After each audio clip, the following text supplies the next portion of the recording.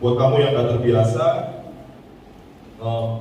ibadah kita sangat agak profetik dikit, tapi gak profetik aneh-aneh kok. Karena banyak profetik yang aneh-aneh juga. Sebentar, where's my note ya? Saya selalu punya masalah dengan itu. Oke. Saya tadi berdoa, Tuhan apa yang Tuhan mau bilang? Tuhan kasih saya vision di mana ada satu kaki yang menginjak ular. Dan saya tahu dia bicara tentang power and authority. Katakan power and authority. Kuasa dan otoritas. Amin. Saya rindu setiap kita berjalan dalam itu, dalam kuasa dan otoritas. Karena banyak orang Kristen nggak berjalan dalam kuasa dan otoritas. Kuasa dan otoritas adalah sesuatu yang available. Itu diberikan cuma-cuma dan gratis, tapi kita nggak pakai.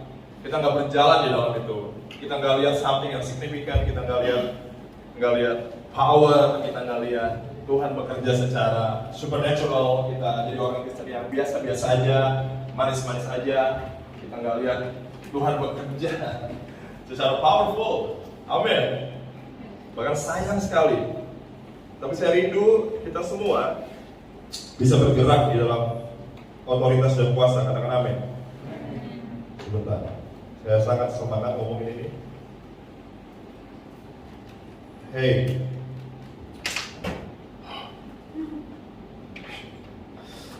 Jesus. Belum kenal saya, kenalan dulu, nama saya Santo. Kamu bisa follow saya di Instagram Santo Musa. Oh enggak. Kita buka Lukas pasal 9. Jangan cepat aja, jangan cepat. Lukas 9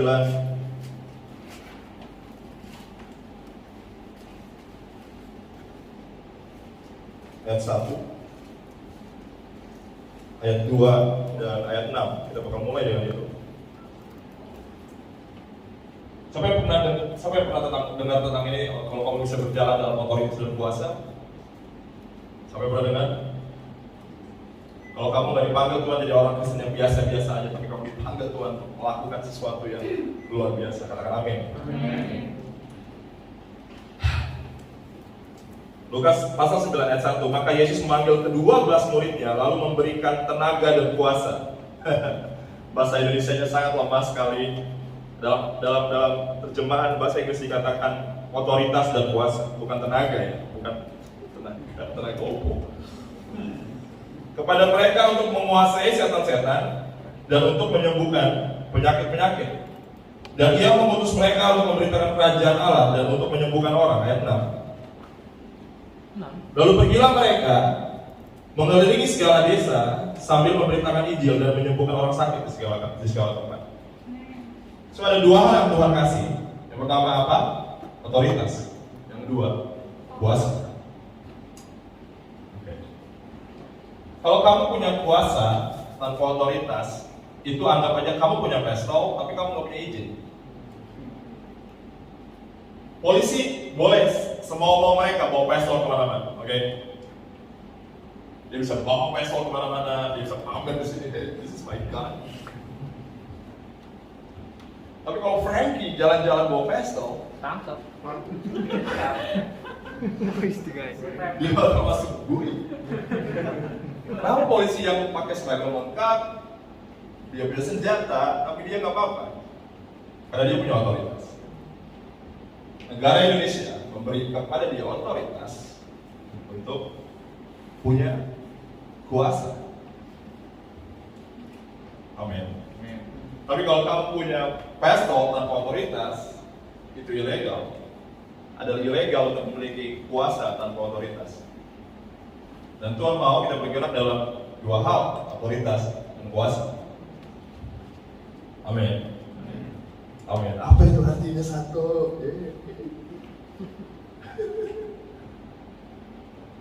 Ya, saya ingat saya lagi bantu Rachel urus unbound, kemarin urus anak hilang. Saya ditanya, kamu siapa? Saya bilang, saya dari unbound. Tapi itu membantu saya untuk jelasin ke orang siapa saya. Kalau saya di bawah sebuah otoritas dari Unbound, dan saya jelaskan Unbound dari Texas dan sebagainya, dan kami mengurus ini, mengurus itu, orang akhirnya mengerti. Coba kalau tiba-tiba saya datang, saya telepon orang, hey, saya mau urus orang hilang. Siapa kamu? Bukan siapa-siapa. Nggak ada otoritas. So otoritas sangat penting ya. You get it? Dan Tuhan memanggil kita untuk memberitakan kerajaan Allah dengan otoritas dan kuasa, bukan hanya kuasa.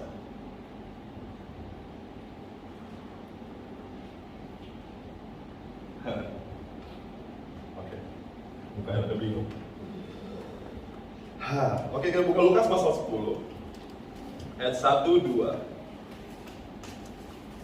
Sebelumnya Yesus mengutus 12 murid dan dia memberi otoritas dan kuasa untuk menyembuhkan orang sakit.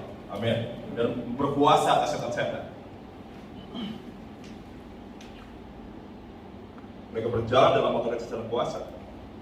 Ayat 10 dikatakan, Yesus mengutus 70 murid. Setelah 12 murid dikirim berhasil dengan otoritas dan kuasa, dia kirim lebih banyak orang.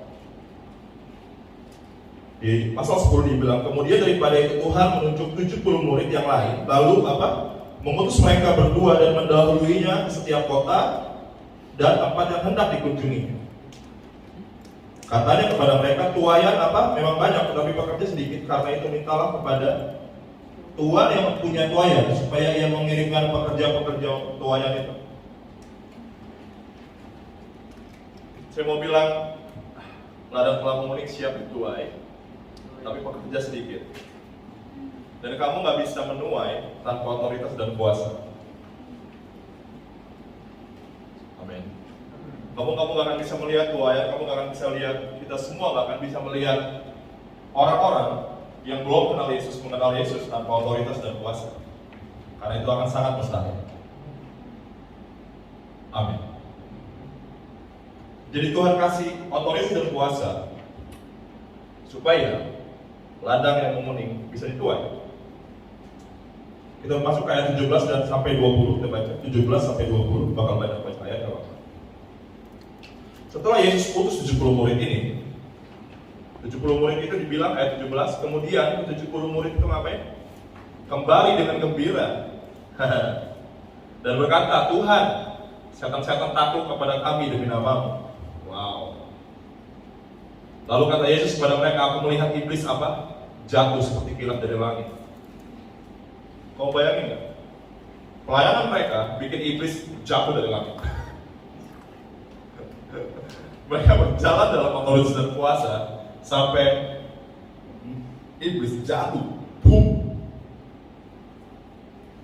Sesungguhnya Aku telah memberikan kuasa kepada kamu untuk menginjak ular dan kalajengking dan kuasa untuk menahan kekuatan musuh, sehingga tidak ada yang akan membahayakan kamu. So ada dua kuasa, yang pertama untuk menginjak ular dan kalajengking, yang kedua adalah menahan kuasa musuh. Namun demikian janganlah bersukacita karena roh itu takut kepadamu, tetapi bersukacitalah karena namamu ada terdaftar di sorga. Oh, saya mulai dari mana ya?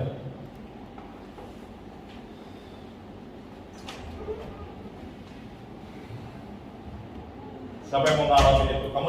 Saya cuma mau bilang kamu dipanggil, bukan cuma datang setiap minggu ke gereja and do nothing. Kamu dipanggil untuk berjalan dalam otoritas dan kuasa. Dan itu kehidupan yang sangat menggairahkan. Kehidupan yang sangat menyenangkan.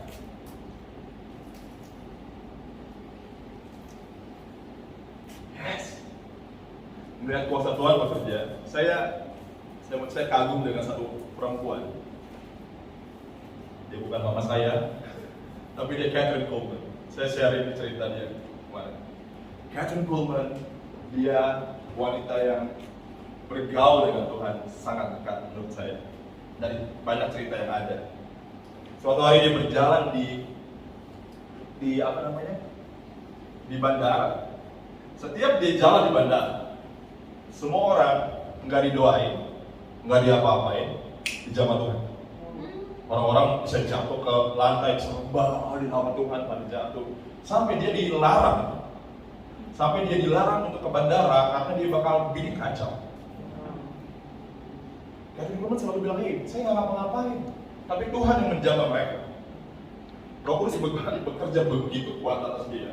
Sampai orang-orang lagi dia jalan aja, orang-orang jaman Tuhan. Setiap saat dia begini. Crazy. Sampai akhirnya dia harus naik pesawat pribadi supaya dia nggak mengganggu bandara.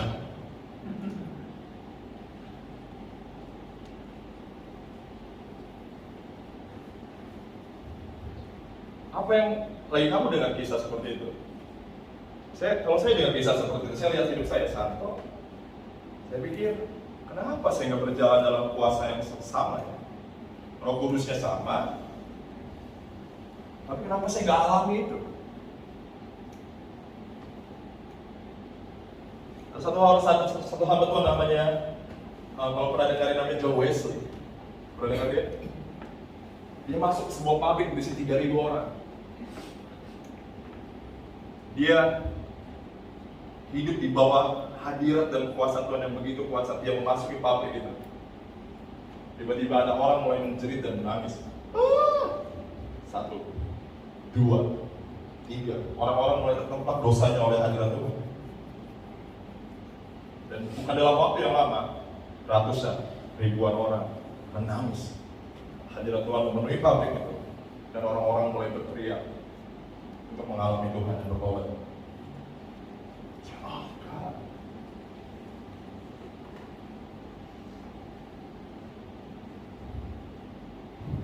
Kamu dengar itu gimana? Saya dengar itu langsung, wow, saya mau Tuhan.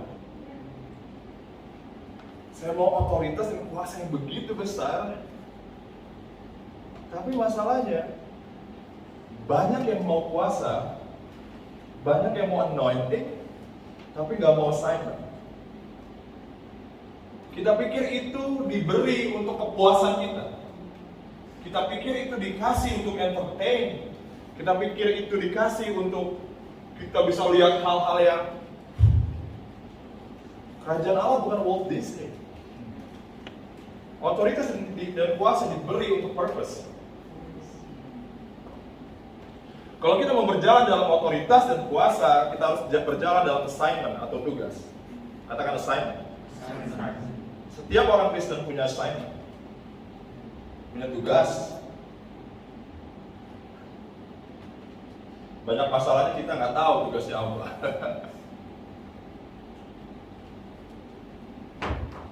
Amin. Sekolah nggak akan ada artinya tanpa tugas. Kalau kamu sekolah dan nggak pernah disuruh ngapa-ngapain sama guru kamu, ada yang salah dengan sekolah kamu. Amin.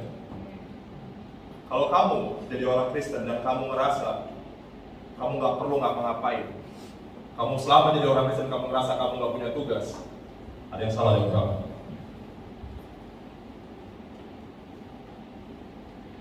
Saya percaya banget otoritas dan kuasa yang besar untuk tugas yang besar.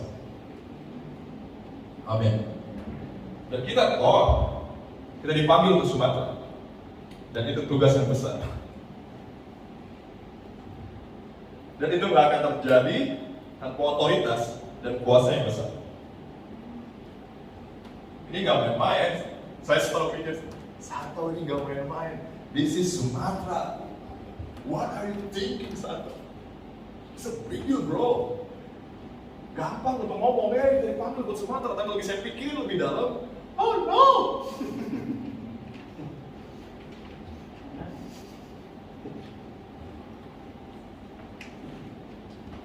Kalau Tuhan nggak muncul,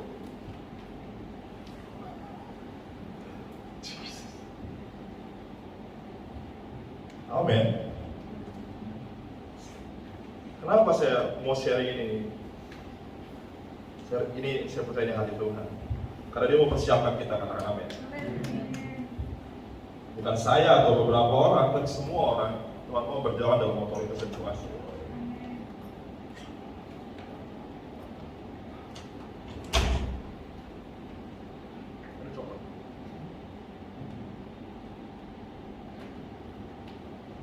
Kita buka Yohanes 20 ayat 21. Saya mau kasih tahu tugas kamu. This is your assignment. Ini tugas kamu sebagai orang Kristen. Kalau kamu nggak ngerjain tugas, kehidupan kekristenan kamu sangat boring. Kehidupan apa yang indah tanpa tantangan? Saya mau bilang nggak ada hidup yang indah tanpa challenge. Kamu bisa dikasih rumah mewah, megah, ada wifi, ada makanan sebanyak mungkin, ada minuman yang kamu suka, kamu punya uang banyak. Hiduplah kayak gitu 10 tahun. Kamu akan bosan. Nggak ngapa-ngapain, punya semuanya, ngokak-ngokak kaki doang. Bosan nggak? Dan saya mau bilang, selamat datang di kerajaan Allah. Di kerajaan Allah punya banyak tantangan. Kerajaan Allah nggak kehabisan tantangan buat kamu. And welcome to the kingdom. What I love about the kingdom of God, karena kingdom of God full of challenge, and I love it.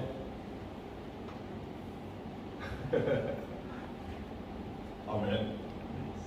Amen. Kerajaan Allah bicara tentang petualangan, bukan kenyamanan. Ini bukan palace, ini bukan istana. Dude, ini kayak perang. Welcome to the kingdom.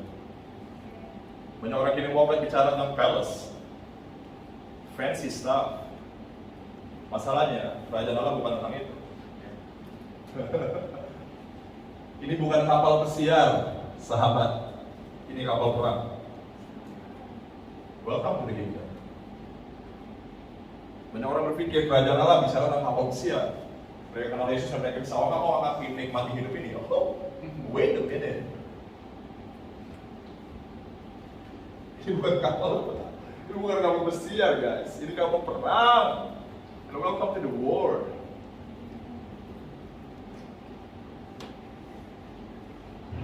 Amen. Yohanes 20 ayat 21.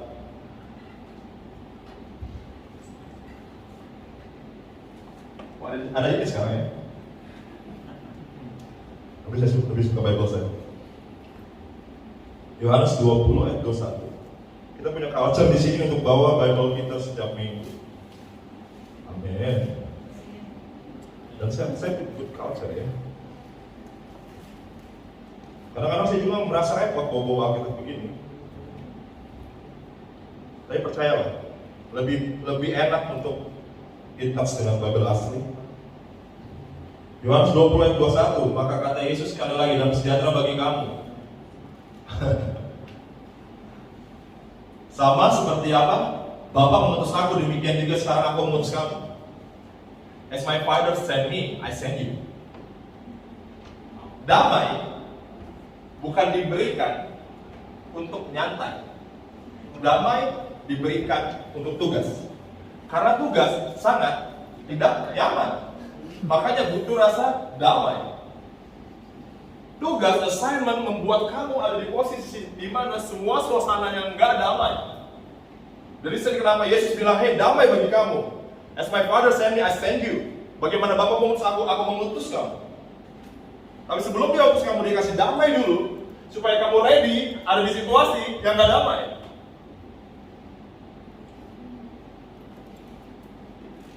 Damai bukan bicara situasi. Damai bukan bicara tentang dunia yang kamu lihat, yang di luar kamu. Damai bicara tentang dunia yang di dalam kamu.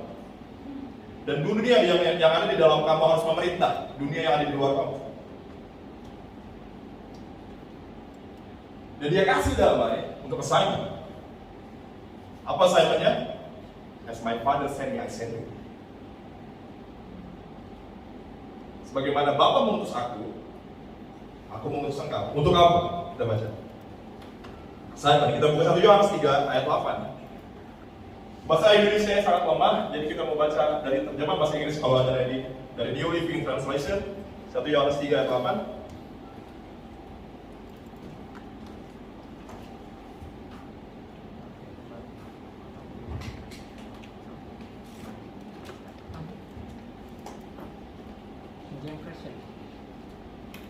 Oh iya, yang itu nggak ada ya. Indonesia aja, Indonesia nggak apa-apa. Yang Jawa kalau ada boleh.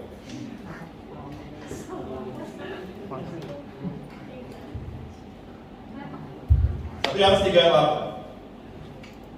Sebagaimana Bapa mengutus aku, kata Yesus, demikian aku mengutus kamu. Untuk apa?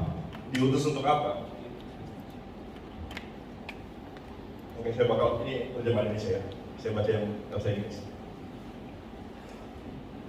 But when people keep on sinning, it shows that they belong to the devil. Setiap orang terus melakukan dosa, itu menunjukkan kalau orang-orang itu adalah milik setan. Apa di sini sama? Sama. Berasal dari iblis ya, tapi milik, bukan berasal tapi milik. Who has been sinning since the beginning? Karena iblis telah berdosa dari awal, dia menantang Tuhan. But the Son of God came to destroy the works of the devil. Apa? Anak manusia datang untuk menghancurkan pekerjaan iblis. Apa pekerjaan iblis? Membuat orang terus berdosa.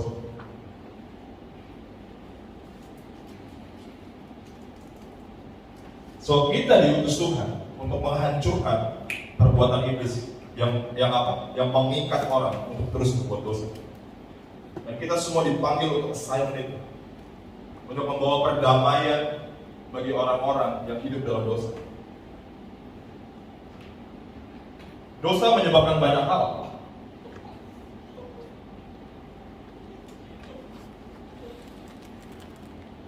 Dosa menyebabkan banyak hal. Dosa tanpa Yesus, dosa menghadirkan hukum. Dosa seperti mengundang kegelapan untuk masuk. Kemarin ada wanita yang Tuhan merdekakan. Jadi kuasanya roh jahat begitu kuat. Itu masuknya apa? Dosa. Dan Tuhan bebaskan. Lagi Oci berdoa buat dia. Usir semua roh jahat yang dalam tubuhnya. Oci bilang, dalam nama Yesus kuperintahkan semua roh yang dalam tubuh ini untuk keluar. Dia mulai berubah jadi orang lain. Tapi dalam hitungan menit, ratusan spirit keluar dari tubuh itu. 30 menit kurang lebih, saya lupa. Dan kamu dipanggil. Tugasnya adalah my father sent me. Kita nggak dipanggil untuk menghakimi mereka yang berdosa. Kita dipanggil untuk membebaskan mereka. Pendosa nggak butuh penghakiman, mereka butuh kemerdekaan. Karena saya pernah di momen di mana saat saya kecanduan, tapi saya mau berhenti tapi nggak bisa. Banyak orang alami itu kecanduan, ya. Tapi mau berhenti, tapi nggak bisa berhenti. Bahkan saya tadi dengar podcastnya Deddy Corbuzier tentang Coki Sitohang. Coki Pandey.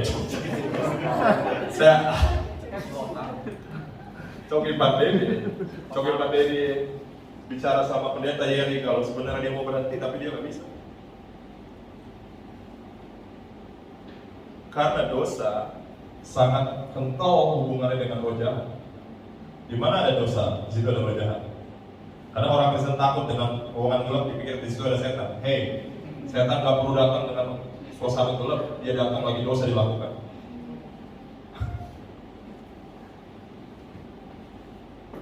Amin.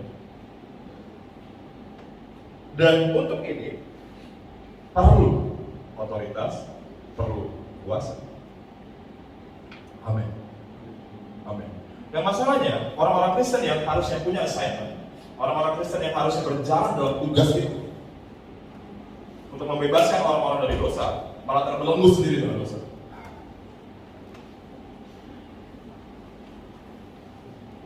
That's the problem. Amin. Gereja yang Tuhan panggil untuk membebaskan dunia dari dosa, untuk menghadirkan kerajaan Allah, tapi di surga nggak ada dosa. Amin.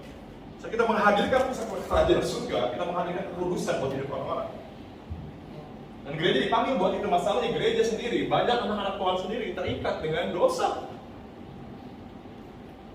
Gimana mau berjalan dalam assignment, gimana mau berjalan dalam otoritas dan kuasa. Sangat mustahil. Amin. Dosa dalam gereja itu seperti mematahkan kaki kita, mematahkan tangan kita. Makanya kalau ada leader gereja main-main dengan dosa, gerejanya gak akan kemana-mana. Gerejanya gak akan bisa lari bersama Tuhan. Itu bakal cripple. Gerejanya bakal tulang-tulangnya patah.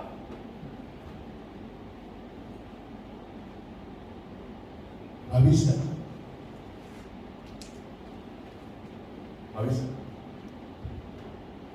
Berapa banyak gereja gak sadar kalau ini semua tentang warfare.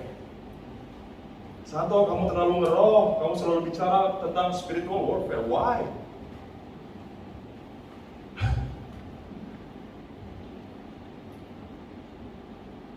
Kalau ini bukan warfare, kalau ini bukan warfare, nggak banyak, bakal mudah sekali orang-orang mengenal Yesus. Mengapa saya sebut ini warfare? Karena sulit sekali untuk membuat orang mencintai Yesus. Sulit sekali untuk melihat itu. Seperti ada yang menahan, seperti ada yang membutakan banyak mata orang. Walaupun mereka gereja setiap minggu, mereka nggak sadar assignment mereka, maka mereka main-main dengan dosa. Kenapa saya bilang ini warfare dan ini serius?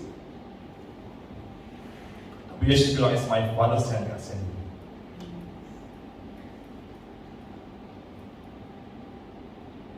Kamu diutus, kamu sudah punya assignment, kamu punya tugas, kamu sudah diutus. Kamu nggak perlu lagi nunggu suara profetik. Oh, panggilan saya apa ya? Belum ada orang yang nubuatin saya nggak tahu panggilan saya apa. Saya nggak tahu tugas rohani saya apa. Apa tugasnya? As my Father sent me. Yesus diutus. Kita lihat ya bagaimana Yesus berjalan.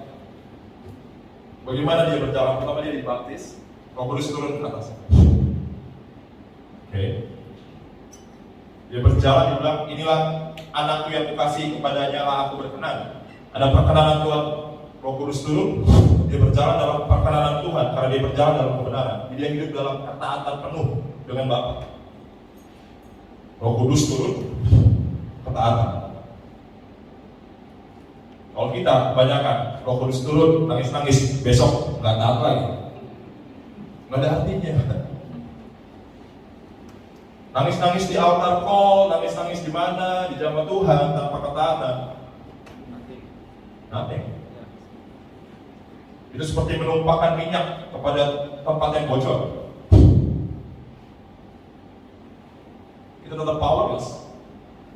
Tapi Yesus bilang, bagi Roh Kudus turun di atasnya. Dia seperti burung merpati, hinggap di atas Yesus. Dan inilah apa? Anaknya yang dikasih kepada yang berkenan.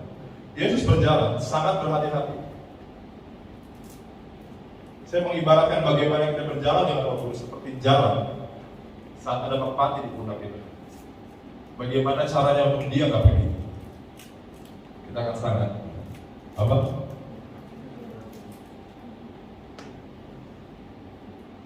Begitu caranya kita hidup dalam perkenanan Tuhan adalah saat kita hidup penuh dengan awareness atau kesadaran untuk hidup dalam sangat berhati-hati dengan apa yang kita perbuat, dengan apa yang kita katakan, apa yang kita pikirkan, apa yang mungkin kita lakukan, sangat berhati-hati. Is it wrong? Is it right? Baik kita cowok, itu cewek, apa ini Tuhan, bukan. Lagi kita ketemu peluang bisnis, lagi kita ketemu hal yang tidak menguntungkan, kita mulai berdoa, Tuhan ini Tuhan atau bukan. Kita sangat berhati-hati. Amin. Bagaimana Tuhan Yesus yang dia lakukan? Dia memberitakan Injil Kerajaan Allah. Dan dia melenyapkan segala penyakit dan kelemahan di kata. Itu bagaimana cara Bapa mengutus Yesus. Kita jujur. Pelayanan kita sama sekali nggak mirip dengan Yesus. Yesus dia berjalan keliling, dia menyembuhkan yang sakit, mengusir setan-setan, menyatakan Injil Kerajaan Allah. 3,5 tahun yang Yesus lakukan, memuridkan, pergi ke kota-kota, beritakan Injil, healing, deliverance, gitu-gitu doang, 3,5 tahun.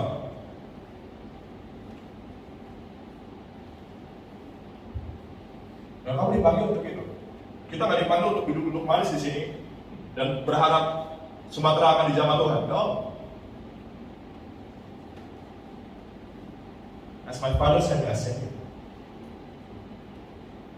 Saya belum buat kalau Thor akan jadi gereja di mana kita akan will send people.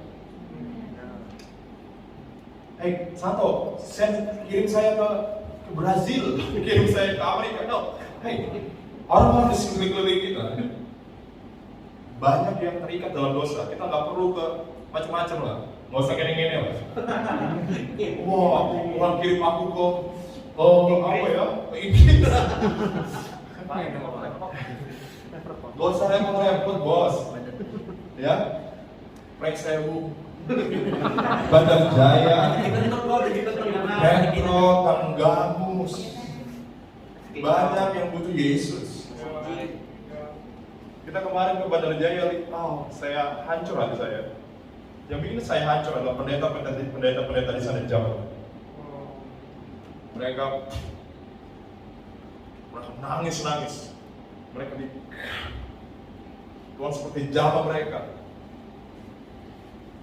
Bukan karena pagi itu saya ingat saya mau khotbah, saya tanya Tuhan, aku harus ngomong apa?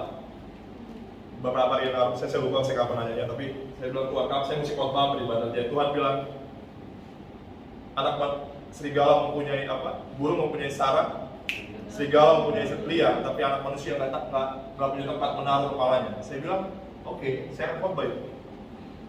Bagi saya di sana semalam, yang datang banyak anak-anak muda. Saya bilang, hey, Tuhan, kayaknya terlalu berat khotbah itu ya. Saya takut mereka nggak nangkap apa yang Tuhan ngomongin.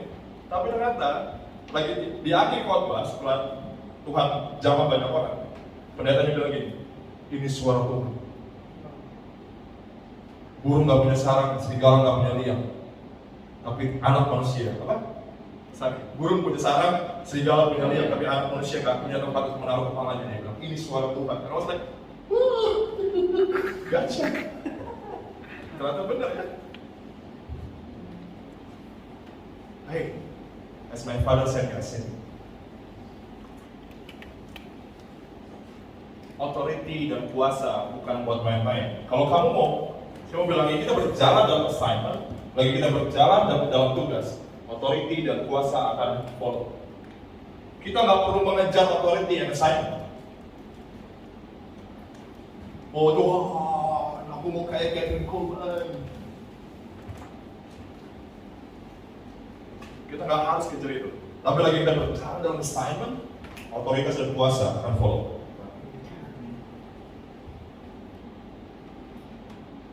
Oh Santo, kamu berdoa 5 jam, nggak juga. Simple. Do your assignment, and authority and power will follow. Simple as that. Apa assignment-nya? Apa tugasnya? Sebagaimana Bapa mengutus aku mengutus engkau. Kamu diutus. Amin. Amin. Kita mau belajar, kita mau jadi komunitas di mana lagi kita lihat orang sakit di jalan, di mall, dimanapun. Kita mau datangin mereka dan, hey, bisa saya berdoa untuk kamu?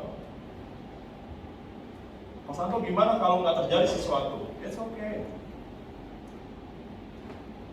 Yang penting kita melakukan tugas. Amin. Ada waktu di mana lagi kamu melakukan tugas itu, kuasa akan turun dan kamu akan terkejut.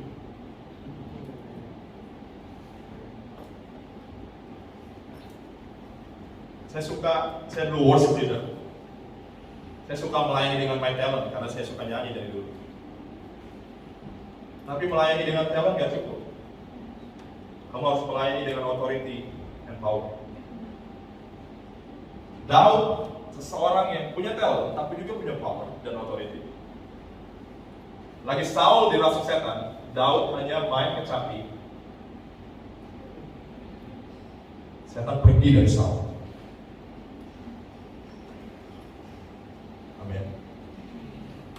Punya talent itu sangat bagus sekali. Tapi talent dengan authority and power akan sempurna. Amin. Kamu tahu kamu bisa bayangin kamu lagi main musik, orang-orang mulai jamaah Tuhan. Nggak perlu ada yang khotbah, nggak perlu ada yang tepuk tangan, kami cuma main keyboard atau main bass.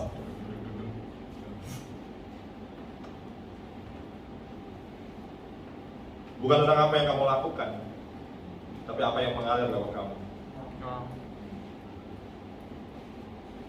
Karena ministry tanpa aliran Roh Kudus itu kayak laut mati. Amin. Amin. Kita nggak dipandang di laut mati, dipandang di sungai.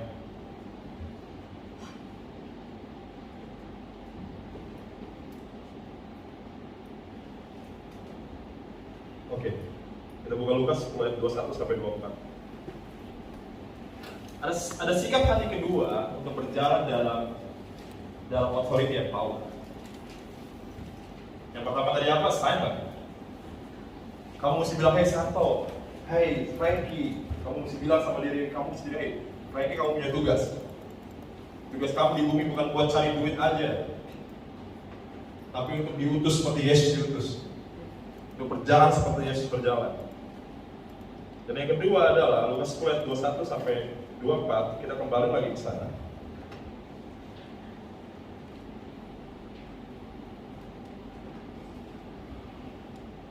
Setelah kembali 70 murid itu, ya, mereka habis ngusir-ngusir setan, segala macam. Seru. Saya suka ngusir-ngusir setan. I love it. I love that ministry. Saya suka banget lihat setan gak berdaya. Evil, get out. Dia kabur. Saya mau ketawa. Saya gak takut dengan pelayanan deliverance, ada pelayanan yang lucu. Kamu tahu mereka lucu? Setan itu sangat lucu. Kalau kamu takut dengan setan, ada yang salah dengan kamu. Saya suruh mereka tatap mata saja, mereka gak berani. Hey, evil. Tatap mata saya, nggak berani. Buka mata kamu, look at me. Hey, mereka bukan takut sama saya, mereka takut sama authority yang Yesus kasih atas saya. Yang otoritas itu namanya Yesus.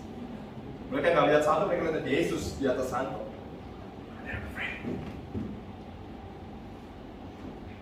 Itu yang sebabnya jadi lucu. Mereka ketakutan. Get out!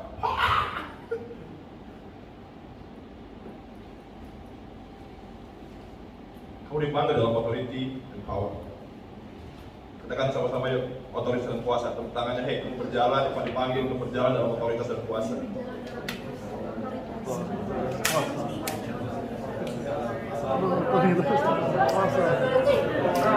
Hey, kalau nggak, Kristen ini sangat membosankan.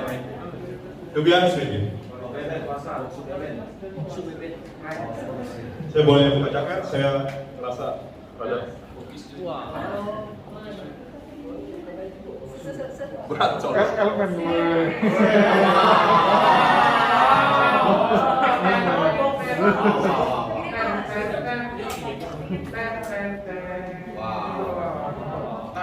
Sorry saya ngerasa mau butuh bebas aja. Cobanya terlalu berat ya. Kita buka Lukas 10 ayat 21 sampai 24. Saya kadang-kadang mau khotbah pakai saya lebih nyaman pakai kaos. Tapi kadang-kadang saya ngerasa nggak enak kalau ada orang nggak kenal saya, lihat saya tatoannya banyak, malu. Saya masih tahu malu jadi. Tapi kadang-kadang buat yang baru lihat saya pertama kali. Tapi ya lama-lama kalian akan terbiasa.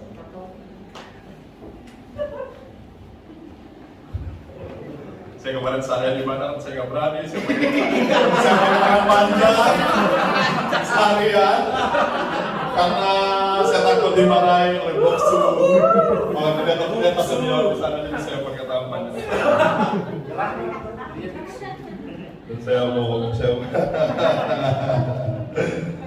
ya. Lukas 10 ayat 21. Pada waktu itu juga bergembira bergembiralah Yesus dalam Roh Kudus dan berkata, aku bersyukur kepadamu Bapa, Tuhan langit dan bumi, karena semuanya itu engkau sembunyikan bagi orang bijak dan orang pandai, tetapi engkau nyatakan kepada orang kecil. Ya Bapa, itulah yang berkenan kepadamu. Jadi setelah murid-murid Yesus mengusir setan, menyembuhkan yang sakit, dia kembali kepada Yesus. Yesus ngapain? Dia bilang gini, Yesus apa? Bergembira. Yesus senang loh. Karena iblis jatuh dari langit. Alam roh dibuat bubar oleh murid-murid Yesus hari itu. Dia acak-acak bahasanya. Alam roh berantakan ya. Iblis jatuh, boom. Iblis dan Yesus bergembira dalam Roh Kudus. Dia bilang, hey, kamu tahu yang buat Yesus bergembira? Oh, kenapa saya rindu berjalan dalam otoritas dan kuasa? Karena itu menyenangkan Tuhan. When you walk in the authority and power, that pleases God. Ini yang Alkitab bilang. Dia bergembira dalam Roh Kudus. Dan aku bersyukur kepadamu, dia bilang, Bapa Tuhan langit dan bumi, karena semuanya itu engkau sembunyikan bagi orang bijak dan orang pandai, tapi engkau nyatakan kepada orang kecil. Orang kecil di terjemahan ini sangat juga sedikit melenceng. Orang kecil dalam terjemahan Inggris dikatakan adalah childlike. Saya bacain ya, dalam bahasa Inggris. Bisa dikeluarin? Lukas 10 ya. Oke. Kok ini babes sih? Itu KJV, nggak ada yang lain ya? Baru 2. Bisa buka ESV? Belum. Hah? Oke, cepet aja. Orang kecil dalam terjemahan ESV, kalau bisa cari di ESV, itu bicara bilang tentang childlike. Itu disembunyikan, kuasa yang begitu besar, otoritas dan kuasa disembunyikan bagi orang pandai. Makanya kamu nggak bisa mengalami kerajaan Allah dengan kamu nggak bisa mengalami kingdom of God with your mind. Aksesnya bukan ini, aksesnya ini hati. Itu disembunyikan bagi orang pandai, tapi itu dinyatakan kepada orang kecil, atau dalam bahasa Inggris dibilang kepada mereka yang childlike. Childlike itu apa? Seperti anak kecil. Otoritas dan kuasa diberikan bagi mereka yang punya hati seperti anak kecil.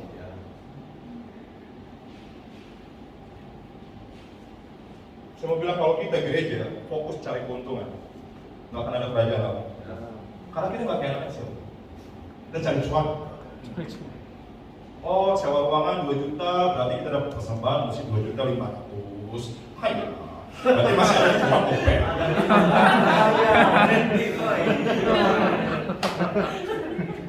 Kalau kita berpikir seperti itu, kita nggak capai.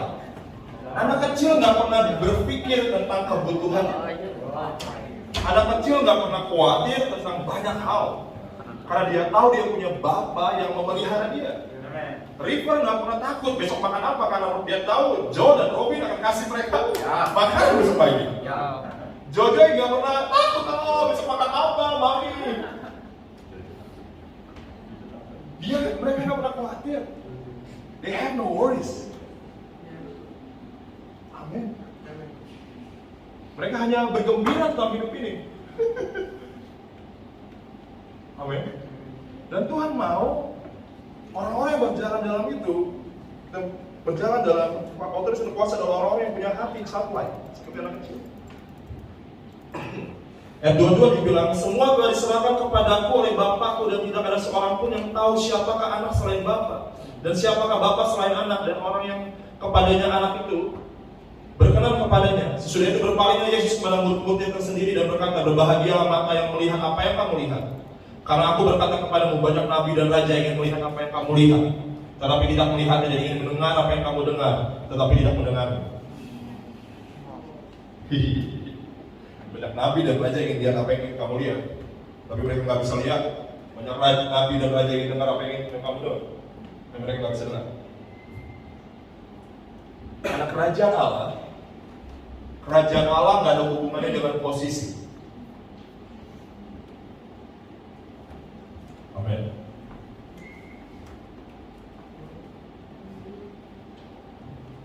Yesus bilang bertobatlah, karena kerajaan Allah sudah dekat. Tapi dalam bahasa Inggris dibilang repent, the kingdom of God is at hand. kerajaan Allah begitu dekat, tapi kita nggak bisa lihat. Ada yang salah. Salahnya apa? Hati.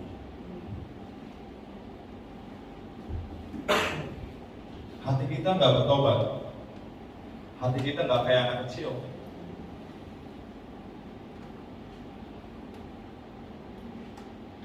Dunia cukup menarik, tapi kalau kamu lihat kerajaan Allah, dunia nggak ada apa-apanya. Dunia emang kelihatannya menarik ya. Apalah? Ada apa? Cewek seksi, ya. Ada apa? Lagu-lagu ya. Saya kemarin sempat memperhatikan satu rapper di Amerika, saya lupa namanya Lil siapa. Dia sangat gay. Bahkan album terbaru dia, satu single atau album, dia seperti jadi wanita hamil. Dan Obama memberi dia gift tentang kehamilannya. Tapi orang-orang suka dengan itu terlihat menarik.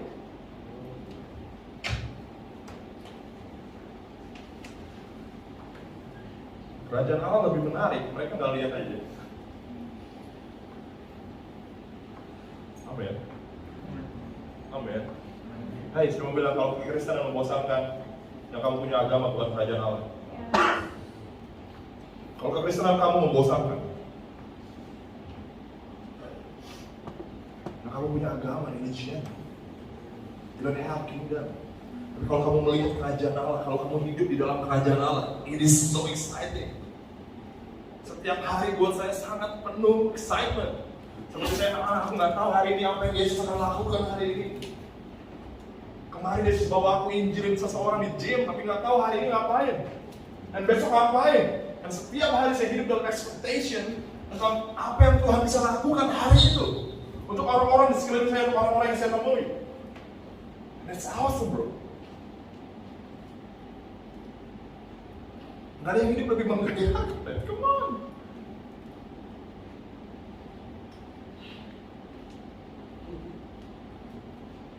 Banyak raja dan nabi ini lihat apa yang kamu lihat, tapi nggak lihat apa yang.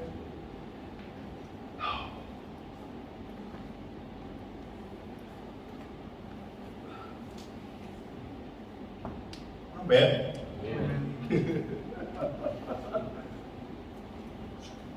Oh God. Saya bersyukur saya nggak perlu sekolah teologi lama-lama untuk ngalamin kerajaan Allah. Karena saya sangat buruk untuk itu. Saya nggak tahan untuk kuliah online karena saya ikut sekolah Alkitab kemarin dan kuliahnya online selama 4 jam di Zoom. Saya bosan banget. Tapi pray for healing and for deliverance. I'm excited about it.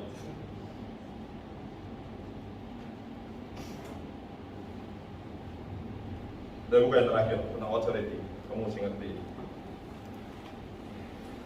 Kita buka Ibrani 13 ayat 17.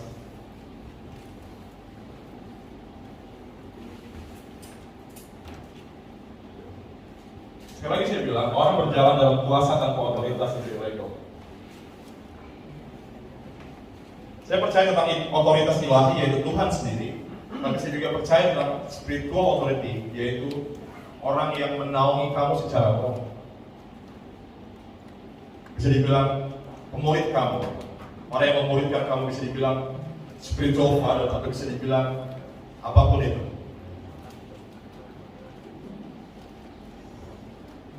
Kita butuh punya authority di atas kita. Amin. Amin. Yesus, dia punya authority Bapa. Tapi di bawah Yesus murid-muridnya, Yesus hidup di bawah naungan authority dari Yesus. Amin. Dan orang-orang di bawah murid-murid gereja mula-mula di bawah naungan spiritual cover dari para rasul. Dan untuk ngomong tentang authority, banyak orang pikir authority bicara tentang posisi. Tapi authority bicara tentang hubungan, bukan posisi. Ya, kita buka ya. Ibrani 13 ayat 17, taatilah pemimpin-pemimpinmu dan tunduklah kepada mereka. Titik apa koma? Hah? Terkadang banyak pemimpin rohani pakai ini titik.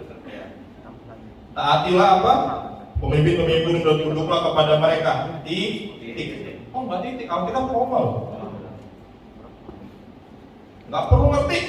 Tunduk. Tak. Sampai.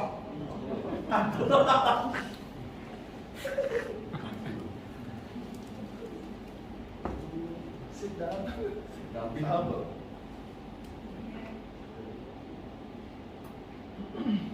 Kalau saya memimpin dengan cara itu, saya nggak pantas memimpin. Karena kepemimpinan bukan kontrol, tapi empower. Pemimpin bukan untuk kontrol, tapi empower people to lift people up. Taatilah pemimpinmu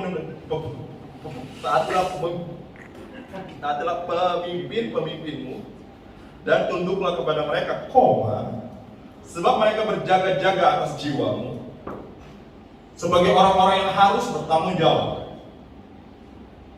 atasnya. Dengan jalan itu mereka akan melakukannya dengan gembira, bukan dengan keluh kesah, sebab hal itu tidak akan membawa keuntungan bagimu. Saya percaya banget otoritas, leadership, spiritual authority itu bukan tentang posisi. Oh Santo, dia ketua dari TOR, oh kita harus tunduk ya sama dia, kan bukan lain. Ini bicara tentang orang-orang yang bertanggung jawab atas hidup orang-orang di bawahnya. Orang-orang yang mau, hey, kamu hadapi ini, let's go through this together.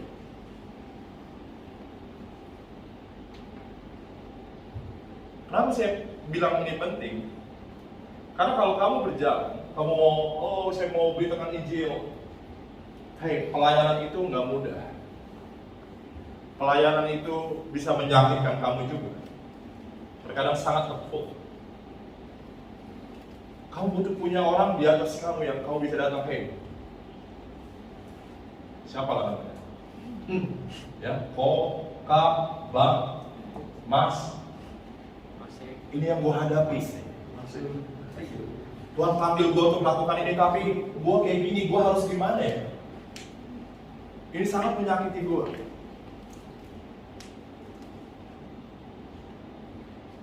Dan orang-orang di atas ini, pemimpin-pemimpin rohani ini merangkul mereka, hey, that's okay bro, let's keep going, that's fine. Kamu dipanggil sesuatu yang luar biasa. Kalau kamu terluka, kamu down, kamu punya masalah, ayo bangkit bareng-bareng. Tapi ingat, masalah berbeda dengan dosa ya. Ya. Oh, saya jatuh. Karena apa? Karena dosa saya sendiri. Itu berbeda sekali. Tapi saya mau bilang sama kamu, saat kamu berjalan dalam otoritas dan kuasa, kamu butuh spiritual cover. Orang-orang yang tahu apa yang kamu hadapi dalam assignment, dalam tugas yang Tuhan kasih buat kamu. Orang-orang yang akan berjaga-jaga atas jiwa kamu. Mereka akan make sure kamu tetap ada di stay on the track. Kamu bilang, hey, kalau kamu di bapak rohani siapa? Niko atau Joe siapa? Hey, Tuhan panggil gua untuk melakukan ini. Dan mereka akan tuntun kamu untuk melakukan apa yang Tuhan mereka suruh untuk kamu lakukan. Bagi kamu melenceng, mereka akan lihat dan bilang, hey, kamu melenceng terlalu jauh. Kembali ke track. Itu tugas spiritual authority. Bukan untuk kontrol, tapi untuk empower, untuk help people berjalan dalam tujuan Tuhan dalam hidup orang masing-masing. Amin. Saya mau bilang, that's how we do it. Setiap kamu harus tahu assignment kamu. Itu apa? Sangat sederhana. Share the gospel. Oh, itu bukan tugas Santo doang. Itu bukan tugas Santo, itu tugas bebek juga. Untuk doain orang sakit, saya paling malas kalau ada orang, Mas Santo, ayo dong, saya ketemu orang sakit, doain dia dong. Hey, kenapa nyuruh saya doain? Kenapa saya doain dia sih? Why? Di kantor ada yang kesurupan, Mas Santo bisa kesini nggak? Doain orang kesurupan.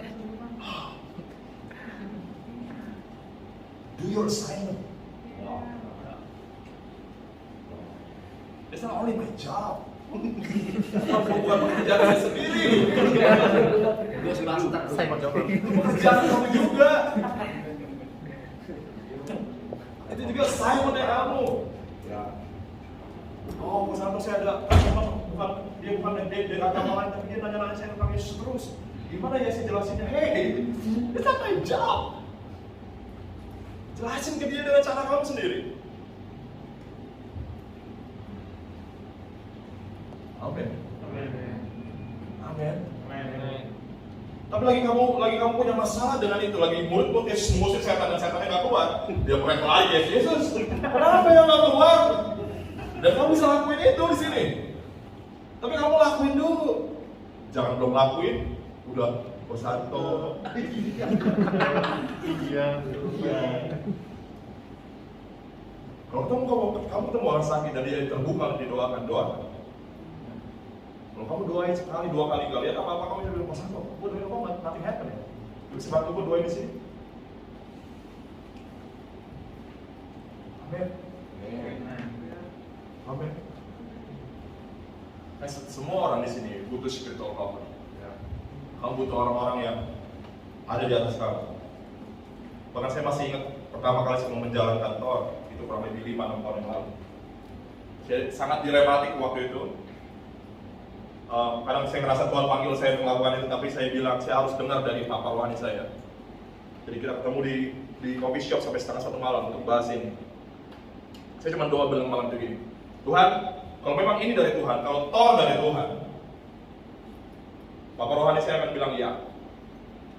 Kalau dia bilang ya, berapapun yang harus saya lewati, berapapun yang harus saya bayar, masalah apapun, rintangan apapun, seberat apapun, saya akan lalui itu. Tapi kalau dia bilang enggak, apapun harapannya, saya akan tinggalin dan saya akan kembali ke gereja lama saya. Malam itu penentuan di mana saya harus berjalan dalam panggilan Tuhan atau enggak. Dan malam itu kalau dia bilang, do it. Lagi dia doain saya, itu seperti saya merasa malam itu Tuhan utus saya ke kota ini. Lagi dia berdoa untuk saya merasa ada satu anointing yang Tuhan kasih, ada satu hati untuk kota ini. Spiritual authority juga mengconfirm apa yang Tuhan panggil dalam hidup kamu. Ya. Tapi kamu harus punya hati yang kayak anak kecil. Kamu nggak bisa punya spiritual dad kalau kamu nggak punya hati seperti anak. Kamu nggak bisa punya mentor atau leader kalau kamu nggak belajar jadi hamba. Ya, untuk belajar kayak apapun yang dia bilang mungkin karena aku tahu dia peduli sama aku. Karena dia bicara tentang hubungan ya. Dia berjaga-jaga tentang hidup aku. Adalah penting buat aku kasih tahu dia apa yang aku rencanakan dalam hidup ini, dalam ministry atau dalam apapun yang Tuhan panggil buat aku. Supaya dia bisa mengconfirm semua itu dan bisa empower, bisa support, bisa berjalan bersama aku dalam panggilan aku. Banyak orang di gereja, dan ini sangat menyedihkan, saya harus ngomong. Mereka ingin orang-orang tunduk di bawah mereka, taat kepada mereka, tapi mereka bahkan nggak tahu nama mereka siapa. Mereka ingin orang-orang itu tunduk dan taat sama mereka, tapi bahkan mereka nggak tahu siapa nama orang-orang itu. Kan aneh, ya? There is no submission without relationship. Nggak ada penundukan diri tanpa hubungan. Penundukan diri tanpa hubungan itu agama. Itu the power of control. Itu spirit of religion. Amin.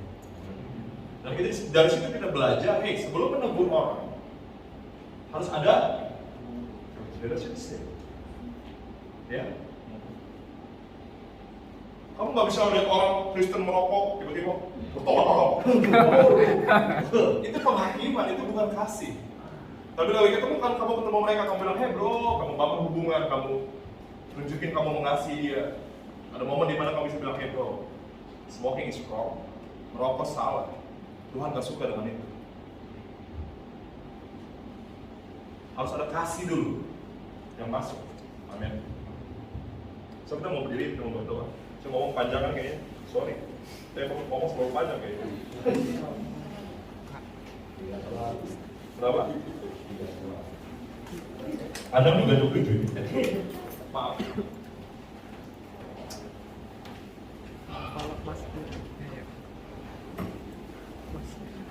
Saya mau kamu angkat tangan kamu ke surga. dan bilang, Tuhan, aku nggak mau jadi Kristen yang nggak ngapa-ngapain, karena aku punya tugas. Dan aku berdoa, Tuhan, biar tugas itu memanggilku setiap hari. Biar tugas itu memanggilku setiap hari dalam hidupku, Tuhan. Sebagaimana Bapa mengutus Yesus, demikian Bapa mengutus kami. Demikian Yesus mengutus kami untuk membebaskan mereka yang terbelenggu dalam dosa. Karena dosa menyebabkan banyak masalah dalam hidup orang-orang.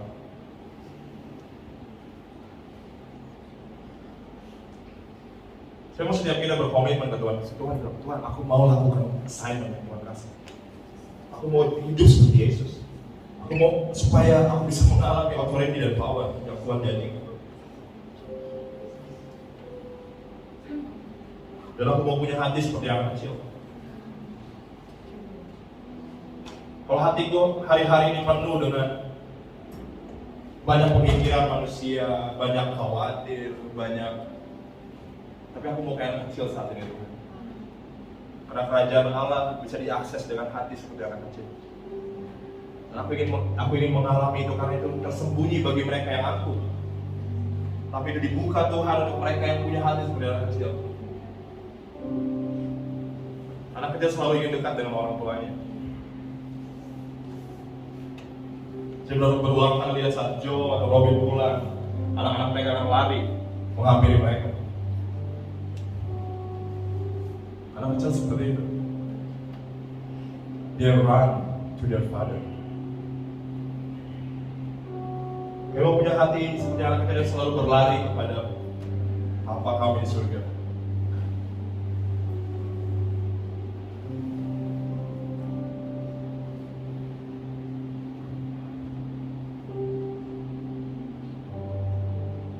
Kami juga Tuhan, kami berdoa kalau kami gak punya Bapa rohani, kalau kami gak punya mentor, kalau kami gak punya orang yang memulihkan kami berdoa Tuhan, kami bisa menemukan orang-orang itu dalam hidup kami, dan kami juga berdoa. Banyak orang di bawah kami yang mungkin butuh mama rohani, banyak orang di bawah kami butuh papa rohani, banyak orang-orang yang butuh dimulihkan, dan kami mau jadi itu bagi mereka Tuhan. Kalau kami pernah jadi generasi yatim piatu di mana kami gak dibapai secara rohani, di mana kami gak dimadering Tuhan, di mana kami gak dibolehkan oleh generasi di atas kami, tapi kami gak akan dibiarkan itu terjadi untuk generasi di bawah kami Tuhan.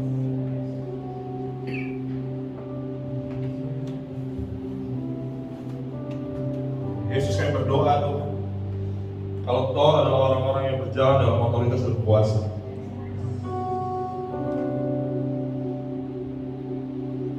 kalau Tuhan adalah orang-orang yang punya hati seperti anak kecil,